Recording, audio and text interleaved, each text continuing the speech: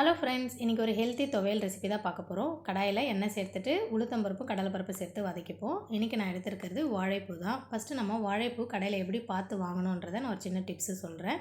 இது போல் ஒரு பூவை நீங்கள் எடுத்துகிட்டு அது பின்பகுதியை நீங்கள் கடித்து பார்த்தீங்கன்னா நம்மளால் சாப்பிடக்கூடிய அளவுக்கு இருக்கணும். ரொம்ப கசப்பாகவோ ரொம்ப துவர்ப்பாவோ இருந்துச்சுன்னா அது வாங்காதீங்க. ரொம்ப கசப்பாக இருக்கும், நம்மளால் சாப்பிட முடியாது. அதுக்கப்புறம் ஒரு சின்ன சைஸ் கேரட்டு, ஒரு சின்ன வெங்காயம், இஞ்சி, பச்சை மிளகா, வரமிளகா உங்கள் காரத்துக்கு ஏற்ற மாதிரி வச்சுக்கோங்க.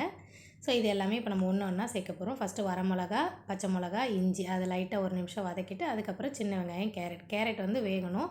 ஒரு 5லேருந்து ஒரு 7 நிமிஷம் நல்லா வதக்குங்க. கேரட் வெந்ததுக்கப்புறமா தான் நம்ம வாழைப்பூ சேர்க்கணும். ஏன்னா வாழைப்பூ போட்ட உடனே நமக்கு வந்து வெந்துடும். அதுக்கப்புறம் புளி, சின்ன சைஸ் புளி வந்து இது போல் நான் பிரித்து சேர்த்துக்கிறேன். அதையும் சேர்த்து நல்லா வதக்கிட்டு கடைசியாக நாம் 1/4 கப் அளவுக்கு தேங்காய் பூவை சேர்த்துட்டு நல்லா ஒரு மிக்ஸ் கொடுத்துப்போம். நல்லா ஆறினதுக்கப்புறம் உப்பும் பெருங்காயப்பொடி சேர்த்து அரைச்சோன்னா நம்ம துவையல் ரெடி. கேரட் சேர்த்ததுக்கான ரீசன் கலர் மாறாமல் இருக்கும், சுவை ரொம்ப நல்லாயிருக்கும்.